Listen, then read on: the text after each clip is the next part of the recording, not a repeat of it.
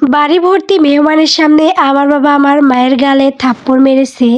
একটু দূরে দাঁড়িয়ে আমার তিন ফুপু আর দাদি মুচকি মুচকি হাসছে। এদিকে আমার মা লজ্জায় মাথা নিচু করে দাঁড়িয়ে আছে। বাবার থাপ্পড়টা এতটাই জোরে ছিল যে মায়ের ঠোঁটের কোণা দিয়ে রক্ত বের হচ্ছে। ফর্সা গালে 5 আঙ্গুলের দাগ বসে গেছে। আমার ছোট বোনটা আমার শার্টের কণা ধরে আমার পিছনে লুকিয়ে আছে। বাবাকে যে সে বড্ড ভয় পায়। আসলে বাবার ভালোবাসাটা কি সেটা আমার ছোট্ট বোনটা জানেই না।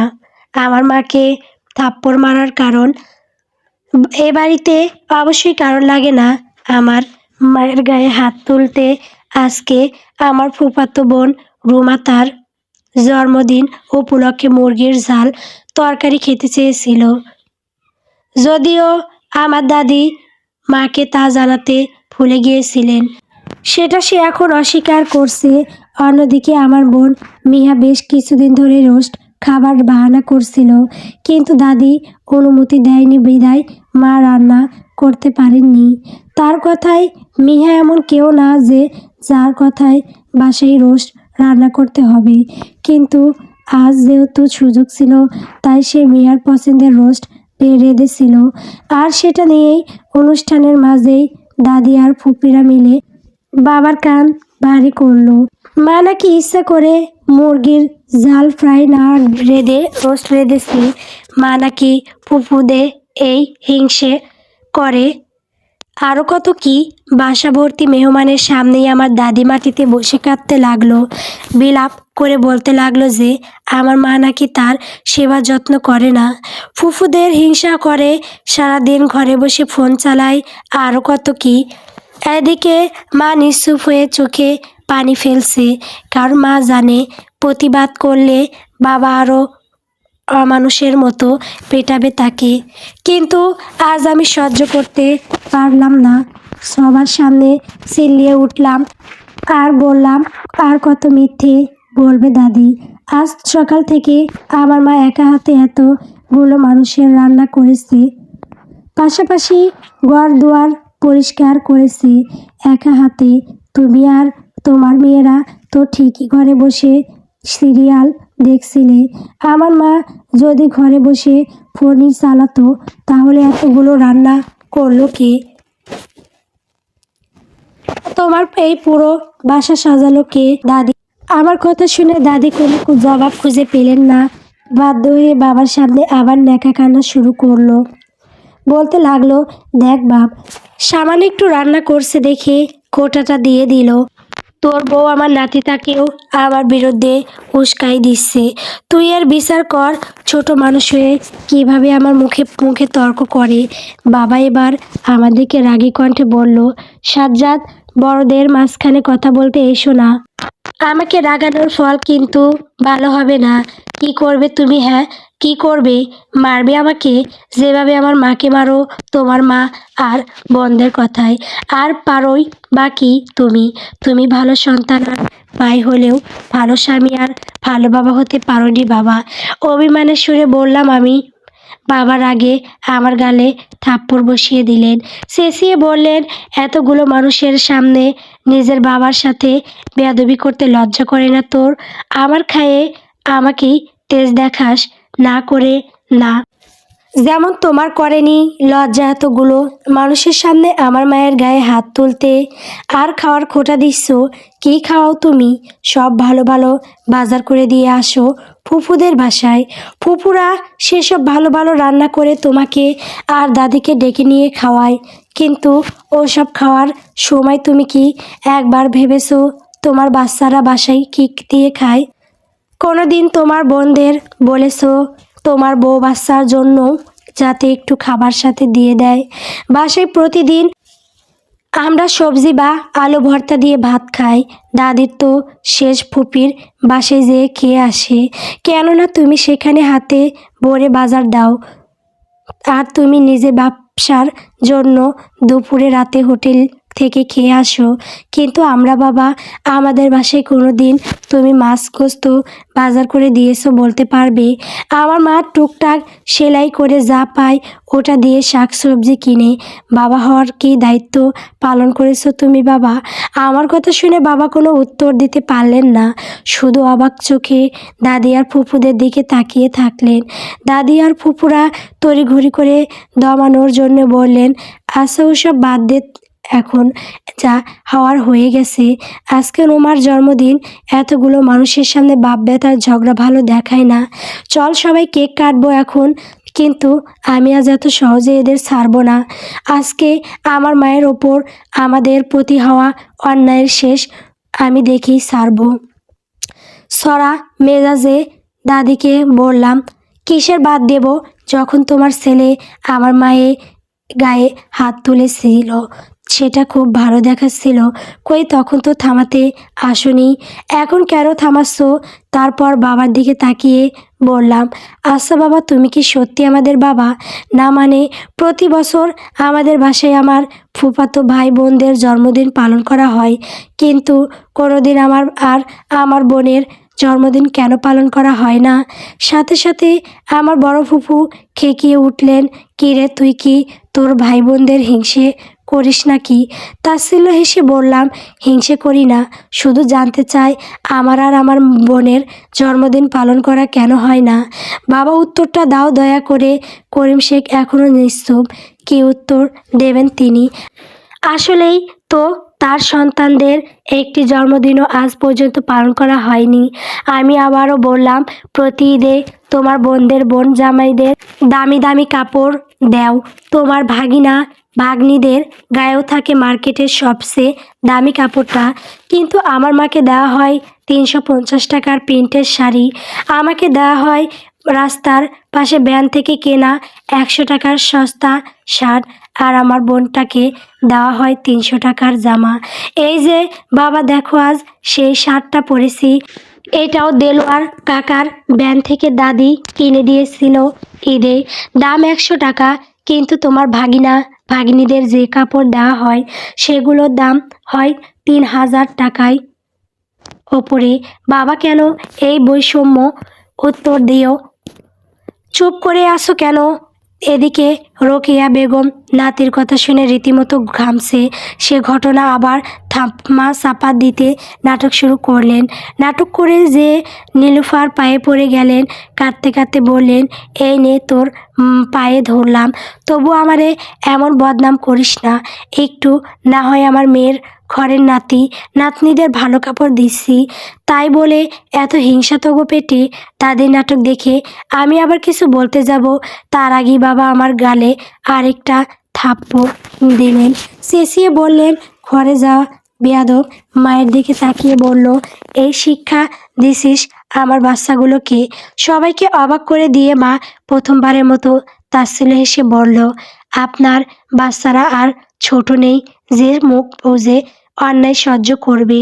আমার ছেলেটা সায়েন্স নিয়েছে এবার, কিন্তু ওকে একটাও টিউশনি নিয়ে দেননি, এটা নাকি টাকা নষ্ট, কিন্তু আপনার ভাগিনা ভাগ্নিরা ঠিকই 4টা করে টিউশনিতে ঢুকেছে, যার টাকা আপনি দেন। আমার ছেলে মেয়ে পড়ে সরকারি স্কুলে, কিন্তু আপনার বোনের বাচ্চাদের ভর্তি করিয়ে দিয়েছেন প্রাইভেট স্কুলে। আমার মেয়েটার নাচের শখ ছিল, কিন্তু আপনার মা আমার বাচ্চাটাকে নাচের ক্লাসে যেতে দেয়নি, এইসব নাকি টাকা নষ্ট, কিন্তু তার মেয়ের ঘরে নাতি নাতনি ঠিকই নাচ গান শিখছে, তখন তার টাকা নষ্ট হয় না। আমার মেয়েটাকে আজ পর্যন্ত কোলে নিয়ে আদর করেননি, কিন্তু আপনার ভাগ্নিদের ঠিকই কোলে নিয়ে পুরো পাড়া ঘুরিয়ে আনেন, কেন? আমার মেয়েটার কি বাবার ভালোবাসা পাওয়ার অধিকার নেই? আসলে এত বছর মুখ বুজেছিলাম শুধু সন্তানগুলোর দিকে তাকিয়ে যে তাদেরকে বাবা ছাড়া করতে চাইনি, কিন্তু আজ নিজের সন্তানের মুখে অভিযোগগুলো শুনে, নিজের মেয়ের মুখে ভয় দেখে বুঝতে পারলাম ওরা আসলে বাবা ছাড়াই তারা সুখে থাকবে বলেই ছেলে মেয়ে দুটোকে নিয়ে ঘরে চলে গেল নীলুফা। নীলুফা যেতেই সব যেন আবার স্বাভাবিক হয়ে গেল। যে যার কাজে ব্যস্ত হয়ে পড়ল। রোকেয়া, বানু আর তার 3 মেয়ে সবাইকে তাড়া দিতে লাগলো খাওয়ার জন্য। স্থির হতে পারল না করিম শেখ। সে যে বসে থাকলো কোরাই ছেড়ে। একটু পর হাতে 2টো ব্যাগ নিয়ে বেরিয়ে আসলো নীলুফা, সাথে তার 2 বাচ্চা। স্ত্রীকে এভাবে রাতে ব্যাগ হাতে বেরিয়ে পড়তে দেখে অবাক হলেন করিম শেখ। এগিয়ে এসে নীলুফার হাত ধরে সে বলল, এই রাতে এসব কোন নতুন নাটক শুরু করলে? নাটক না, বাচ্চাদের একটা সুন্দর জীবন দেওয়ার চেষ্টা করছি। কারণ এ বাড়িতে তা সম্ভব নয়, তাদের বাবা থেকেও না থাকার মতো। যা বলছো ভেবে বলছো তো? এ বাড়ির চৌকাঠ পার করলে আর ঢোকার অনুমতি পাবে না। এইটাই তো চাই। 16 বছর সহ্য করেছি, তবে আর নয়, এবার মুক্তি চাই। এ পর্যায়ে দাদি এসে বললেন, এসব কি বলছো বৌমা? ঘরে যাও। বাবা মা কি শিক্ষা দেয়নি তোমাকে? ছোট লোক মেয়ে। এরপর ফুপুরাও কি যেন বলছিল, কিন্তু মা সেসবে কান না দিয়ে আমাদের হাত ধরে বেরিয়ে পড়ল। রিকশায় বসে গোছে মায়ের মুখে তাকালাম, দেখলাম তার মুখে মুক্তির হাসি, আত্মবিশ্বাসের হাসি, আত্মসম্মানের হাসি। শোন আব্বা, এইসব মাইয়া লোকের তেজ গায়ে মাখবি না। 2 দিন লাফাইব, তারপর আবার এই হানেই ফেরত আইব। তুই যদি এখন ওরে আনবার যাস, তখন কিন্তু ওর দেমাক বাড়বো। আর ওর ভাইয়ের বউটারে আমি চিনি, দুনিয়ার বজ্জাত মাইয়া। তোর কি মনে হয় ওই মাইয়া ওই সংসারে নীলুফা আর নীলুফার বাচ্চাগো থাকবার দিব? কোনো দিনও না। 2 দিনের মধ্যে ঝাঁটা দিয়া পিটাইয়ে বের করব অগো। তুই দেখে নিস বাপ, তুই খালি অপেক্ষা কর। নীলুফা তোর পায়ে ধরে মাপ চাইয়ে এই বাড়িতে আজ ঢুকবো। করিম শেখ তার মায়ের এইসব কথা কানে না নিয়ে সরাসরি জিজ্ঞেস করলো, আমা তোমার হাতে যে সংসার খরচের টাকা প্রতি মাসে দিই, ওগুলো কি করো? আর মিয়া সাজ্জাতের টিউশনের কথা বলে যে মাসে মাসে টাকা নিও, ওগুলো কই যায়? তখন সবার সামনে চুপ ছিলাম, কারণ তুমি আমার আম্মা। তোমার অসম্মান হোক আমি চাইনি, কিন্তু এখন আমি এর উত্তর চাই। আমার বাচ্চারা কেন ঈদে 100 টাকার পোশাক পরতো? ওদের ঈদের খরচের টাকা তো আমি তোমার হাতে দিয়ে দিতাম। তুমি এত বড় অন্যায় কি করে করলে আম্মা? রোকেয়া বেগম আমতা আমতা করে নাকা কান্না ছেড়ে বলতে লাগলো, আমি কি আমার জন্য ওই টাকা খরচ করছি আব্বা? আমি তো তোর বোনদের সংসারেই টাকা দিছি। আমি টাকা না দিলে তোর একটা বোনের সংসারও টিকতো না আব্বা। তুই তো জামাইদের চিনস, সংসারে একটা টাকাও দেয় না। তোর ভাগিনা ভাগ্নিদের পড়াশোনার খরচটাও দেয় না। আমি ওদের টাকা না দিলে ওদের পড়াশোনায় বন্ধ হইয়া যাব ভাব। তুই কি চাস তোর বোনরা সংসার ভাঙে বাসায় আসে বসে থাকুক? তাই বলে আমার স্ত্রী সন্তানদের হকের টাকা তুমি ওদের দিবা আম্মা? আমি তো আমার বোনদের দেওয়ার বেলা কমতি রাখি না আম্মা। তাহলে তুমি কেন আমার সন্তান স্ত্রীর হকের টাকা ওদের পেছনে ঢালো? ওদের অভাব পড়লে আমাকে বলতা, আমি আরও দিতাম। কিন্তু তুমি আমার স্ত্রী সন্তানদের কষ্টে রাখলা কেন আম্মা? আমার তো ভাবতেও লজ্জা লাগতেছে, যেই আমি মাসে লাখ টাকা ইনকাম করি, সেই আমার স্ত্রী কাপড় সেলাই করে আমার বাচ্চাদের মুখে ভাত তোলে আম্মা। এখন তো মনে হচ্ছে ভুল আমারই, যে আমি সংসার খরচের টাকা আপনার হাতে দিতাম, কারণ ওই টাকার 1 টাকাও আপনি আমার স্ত্রী সন্তানদের পেছনে খরচ করতেন না। আমি তো ভাবছিলাম আপনার হাতে টাকা দিলে আপনার সম্মান বজায় থাকবে, আমার স্ত্রীর সামনে আপনাকে কোনোদিন হাত পাততে হবে না। কিন্তু আমার ধারণা ভুল ছিল আম্মা। আমার উচিত ছিল সংসার খরচের টাকা আমার স্ত্রীর হাতেই দেওয়া। অন্তত আমার বাচ্চারা অনাথের মতো বড় হইতো না বলেই মায়ের ঘর থেকে বেরিয়ে গেল করিম শেখ। এদিকে ছেলের রাগ দেখে সিটিয়ে রইল রোকেয়া বানু। করিম শেখ ঘর থেকে বের হতেই রোকেয়া বানুর ঘরে হুড়মুড়িয়ে ঢুকলো তার মেয়ে। লক্ষ্য নতুন পরিকল্পনার। রিক্সা যে থামলো নানা বাড়ির সামনে। অনেকক্ষণ দরজা ধাক্কানোর পর মামি এসে দরজা খুলে দিল। নানা নানিরাও ঘুম এতক্ষণে ছুটে গিয়েছে। মামি দরজায় দাঁড়িয়েই বিরক্তি মুখে জিজ্ঞেস করলো, কি ব্যাপার নীলুফা, এত রাতে ব্যাগ হাতে বাচ্চা কাচ্চা নিয়ে এখানে? মা শান্ত গলায় বললেন, দরজা থেকে সরো ভাবি। আগে ঘরে ঢুকি বলে নিজেই মামিকে সরিয়ে আমাদের হাত ধরে ঘরে নিয়ে আসলেন। তারপর নানিকে বললেন, মা আমি সারা জীবনের জন্য ওই বাসা ছেড়ে চলে এসেছি। এখন থেকে এখানেই থাকবো। মায়ের কথা শোনার সাথে সাথেই মামি তেতে উঠলেন। ততক্ষণে মামারও ঘুম ভেঙে গেছে। মামা মামিকে ইশারায় শান্ত হতে বলে নিজেই জিজ্ঞেস করলেন, একেবারে চলে এসেছিস মানে? নিজের সংসার থুয়ে কেউ এভাবে চলে আসে নাকি? আর ঝামেলা সব সংসারই হয়, তাই বলে বস্তাবস্তি নিয়ে চলে আসবে নাকি? মা কিছু বলতে যাবে তার আগে নানা বলে উঠলেন, আমার মেয়ে তার নিজের বাসায় এসেছে, এখানে সে কারো জবাবদিহিতা করতে বাধ্য না। অবশ্য বাধ্য বাবা, আমার এত কামাই নেই যে তোমার মেয়ে আর নাতি নাতনিকে বসিয়ে বসিয়ে খাওয়াবো। কারণ বাইরে যে কাজ করার মুরুদ তোমার মেয়ের নেই, আবার সাথে নিয়ে এসেছে দামড়া দুটো ছেলে মেয়ে। শোনো বাবা, তোমার পরে এই বাসার মালিক আমি, তাই এই বাসায় কে থাকবে আর কে থাকবে না তার সিদ্ধান্ত নেওয়ার অধিকার আমার আছে।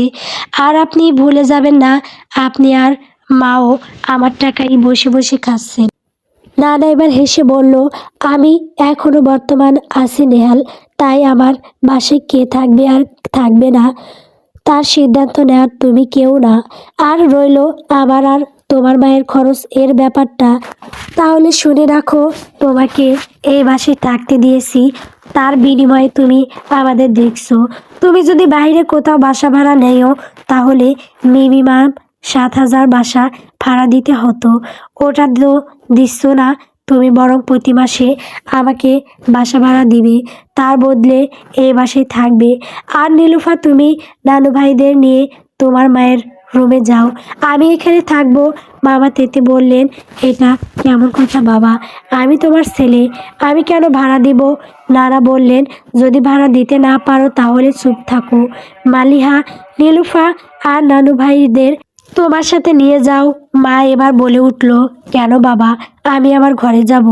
এই বাসায় যেমন ভাইয়ার নিজের ঘর আছে, আমারও তো আছে, আমি আমার ঘরেই থাকবো। মামি চিল্লিয়ে বললেন, খবরদার নীলুফা, ওখানে এখন আমার মেয়ে থাকে, ওটা ওর ঘর।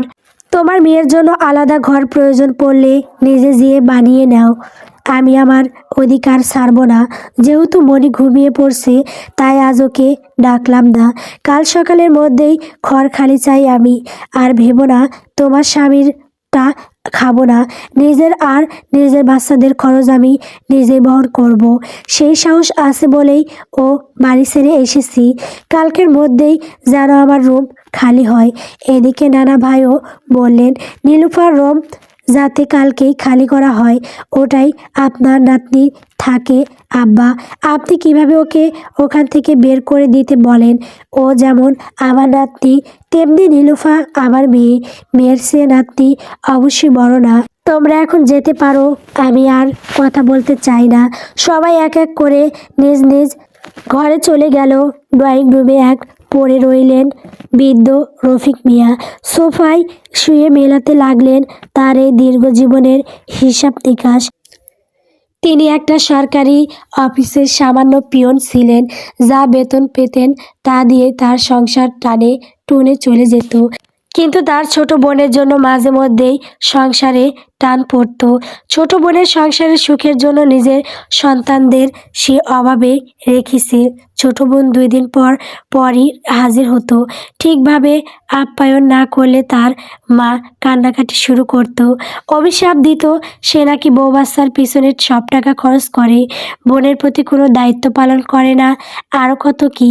বাধ্য হয়ে দাঁড় করে সে বোনের চাহিদা মেটাতো, কারণ মাকে তো মজাতে পারে না যে তার বেতন অল্প। এভাবেই দিন যেতে থাকে। তার নিজের সন্তানদের ভরণ পোষণে খামতি রাখলেও বোনের সন্তানদের ঠিকই আগলে রাখতো।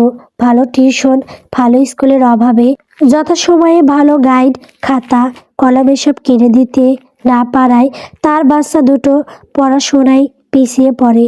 অন্যদিকে তার বোনের সন্তানরা ঠিকই পড়াশোনায় এগিয়ে যায়। ফলশ্রুতিতে তার ছেলেটা ইন্টারে ফেল করে। তার পড়াশোনার প্রতি মনোযোগ উঠে যায়, ছন্নছাড়া জীবন শুরু করে। অন্যদিকে তার মা বারবার তাকে চাপ দেয় যেন সে নীলুফাকে বিয়ে দিয়ে দেয়। তার বোনও চাপ দিতে থাকে। তারা বলে যে মেয়েদের এত পড়াশোনা করিয়ে লাভ নেই, টাকা নষ্ট। নীলুফা যত বড় হবে তত তার বিয়ের খরচ বাড়বে। ফলে নীলুফা ক্লাস 8-এই ছাত্রী থাকাকালীন মা বোনের পছন্দের অশিক্ষিত ব্যবসায়ী করিম শেখের সাথে নীলুফার বিয়ে দেয়। বিয়ের পর তার মেয়েটা কত নির্যাতন সহ্য করেছে। অন্যদিকে তার বোনের বিয়ে ঠিকই মাস্টার পাস করে একজন উচ্চপদস্থ ব্যাংক কর্মকর্তার সাথে বিয়ে করেছে। নিজেও সে চাকরি করে। এ নিয়ে তার বোনের গর্বের কমতি নেই। এদিকে নেহাল হুট করেই পালিয়ে বিয়ে করে ফেলে। বিয়ের পর সে ভয়ঙ্করভাবে বউ ভক্ত হয়ে যায়। বউয়ের কথায় ও মন দিতে ব্যবসা শুরু কর। সে ব্যবসা থেকে ভালো আয়ও আসে, কিন্তু নেহাল রফিক সাহেবকে সহ্য করতে পারে না। শুধুমাত্র সন্তান হিসেবে দায়িত্ব পালন করে। অবশ্য রফিক মিয়া মাঝে মাঝে চিন্তা করে এটা তার কর্মের ফল। রফিক তার ছেলের সুখের সংসার দেখে খুশিও হয়। যে সুখ সে তার স্ত্রী সন্তানকে দিতে পারেনি, সেই সুখ তার ছেলে নিজের স্ত্রী সন্তানকে দিচ্ছে। আজ যখন নীলুফা তার কাছে ফিরে এলো, সে ভেবে নিল সৃষ্টিকর্তা হয়তোবা তাকে আরেকবার সুযোগ দিয়েছেন নিজের পাপের প্রায়শ্চিত্ত করার, মেয়েটাকে একটা সুন্দর জীবন দেওয়ার। রাত প্রায় 3টা, কিন্তু করিম শেখের চোখে নেই কোনো ঘুম। বারবার বিছানায় এপাশ ওপাশ করছে। নীলুফার নিষ্পাপ মুখটা চোখের সামনে ভাসছে। বাচ্চাদের কথা মনে পড়ছে। করিম শেখের বয়স যখন 14, তখন তার বাবা মারা যায়। একদিকে ছোট ছোট 3 বোন, অন্যদিকে বিধবা মা। তার উপরে আবার দাদি বাবার মৃত্যুর জন্য আমার মাকেই দায়ী করতে লাগলো। কারণ বাবা সেদিন মায়ের ওষুধ নিতেই বাজারে গিয়েছিলেন, কিন্তু আসার পথে এক নির্মাণাধীন বিল্ডিং থেকে ইট মাথায় পড়ে সেখানে বাবার চাচারা সেই সুযোগে জায়গা জমি নিজেদের নামে লিখে নিয়ে তাদেরকে এক কাপড়েই বের করে দেয়। এরপর মা তাদের নিয়ে নানা বাসায় গেলে সেখানেও তাদের ঠাঁই দেওয়া হয় না। তারপর তারা আবার শহরে ফিরে আসে। তার মা মানুষের বাসায় ছুটা কাজ করা শুরু করে। আর এদিকে করিম শেখ একটা দোকানের কর্মচারী হিসেবে ঢুকে। এভাবেই চলতে থাকে তাদের জীবন। পরবর্তীতে স্বল্প লোনে করিম শেখ ব্যবসা শুরু করে আর এখানে দ্রুত সাফল্য পায়। ভাগ্য ফেরে তাদের। একদিন ব্যবসার কাজে মতিগঞ্জে যায় সে। চোখ পড়ে স্কুল ড্রেস পরা কিশোরী নীলুফাকে। মন দিয়ে বসে সেখানেই। বাসায় এসে তার মাকে নীলুফার কথা জানাতেই তার মা মানা করে দেয়। তার মায়ের কথা, আগে তার 3 বোনের বিয়ে হবে, তার সে বিয়ে করতে পারবে। রোকেনা ভানুর ভয় ছিল করিম একবার বিয়ে করলে সে বউয়ের কথাই উদ্বোস করবে, মা বোনদের আর দায়িত্ব নিবে। কিন্তু এদিকে নীলুফাকে হারানোর ভয়ে মনে জেগে ধরেছিল মনে। কারণ লোকের মুখে সে জেনেছিল নীলুফার বিয়ে দেওয়ার জন্য নাকি পাত্র খোঁজা হচ্ছে। তাই তো সে জেদ ধরে বসলো নীলুফাকে বিয়ে করবে। খাওয়া দাওয়া, দোকান যাওয়া সব বন্ধ করে দিল। অবশেষে ছেলের জেদের কাছে হার মানতে বাধ্য হলো রোকেয়া ভানু। কিন্তু তার আগে ছেলেকে কসম দিল যে পরিস্থিতি যেমনই হোক সে কোনোদিন তার মা আর বোনদের অবহেলা করবে না, আর সব সময় তার মায়ের কথা চলবে। তাহলে সে মায়ের মরা মুখ দেখবে। সেদিন মায়ের মাথা ছুঁয়ে কসম খাটে করিম। এরপর 14 বছর কিশোরী মেয়েটাকে ঘরের বউ করে তুলে পুরো সংসারের দায়িত্ব তুলে দেয় ওই মেয়েটার কাঁধে। বিয়ের পরের দিনই নীলুফাকে পাঠানো হয় রান্নাঘরে। তার বোনেরা নীলুফার চেয়ে বয়সে বড় হলেও তারা কখনোই রান্না বান্নায় নীলুফাকে সাহায্য করতো না। রিনু, বিনু এনোর কাপড় চোপড়ও তাকে ধুতে হতো। শুধু কি তখন না, বোনেরা বিয়ের পরও ছুটির দিন ব্যাগ ভরে নোংরা কাপড় নিয়ে আসতো, সেগুলো ধোয়ার ভার পড়তো নীলুফার উপর। এত জোরে রান্না বান্না করার পর আবার ওসব ধোয়া, তার উপর আবার কলপার ভর্তি এঁটো থালা বাসন, সবই চোখে পড়তো করিম শেখের। কিন্তু বইয়ের পক্ষে কিছু বললে যদি মা বোন কষ্ট পায়, এই বয়সে চুপ থাকতো। দীর্ঘ 16টা বছর নীলুফা সহ্য করেছে এইসব। বিয়ের প্রথম প্রথম নীলুফা অভিযোগ করত, কিন্তু মা বোনের নামে কটু কথা শুনে করিম শেখ তার উপর নির্যাতন করত।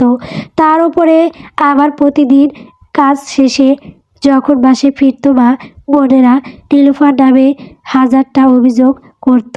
রাগের মাথায় করিম শেখও যে নীলুফার গায়ে হাত তুলত। কোনোদিন জানার চেষ্টাও করতো না যে নীলুফা আসলে দোষী কি না। পরবর্তীতে নিজেকে দোষী মনে হলেও কোনোদিন নীলুফার কাছে ক্ষমা চাওয়ার চেষ্টা করতো না। ক্ষমা চাইলে তো মা বোন ছোট হবে, আর বাড়ি বউদের একটু একটু মানিয়ে চলতেই হয়। এই ধারণাতেই 16টা বছর পার করেছে করিম শেখ। আর তার বাচ্চারা, তাদের কি করিম শেখ ভালোবাসতো না? অবশ্যই বাসতো, কিন্তু সে ভালোবাসা দেখানো নিষেধ ছিল তার জন্য। তার বোন বিমুর স্বামী প্রবাসী, রিনুর স্বামী ঢাকায় চাকরি করে আর এনুর স্বামী বর্ডারে। ফলে তার ভাগ্নিরা কেউই তার বাবাকে কাছে পায় না। তাই তার বোনের বাচ্চারা যদি দেখে বাবা তার সন্তানদের আদর করতেছে, তাহলে তারা কষ্ট পাবে। কিন্তু করিম নিজের বাচ্চাদের থেকে দূরে দূরে থাকলেও নিজের ভাগ্নিদের ঠিকই বুকে আগলে রাখত। তার মায়ের নির্দেশ ছিল যে সব কিছু ভাবতেও কেমন পেট গুলিয়ে উঠল করিম শেখের। দৌড়ে ভিজে বমি করলো। আজকে সকালে শিলা রান্নাঘরে যায়নি। সে সিদ্ধান্ত নিয়েছে যে যতদিন নীলুফা এ বাসায় আছে ততদিন সে আর বাড়ির কোনো কাজ করবে না।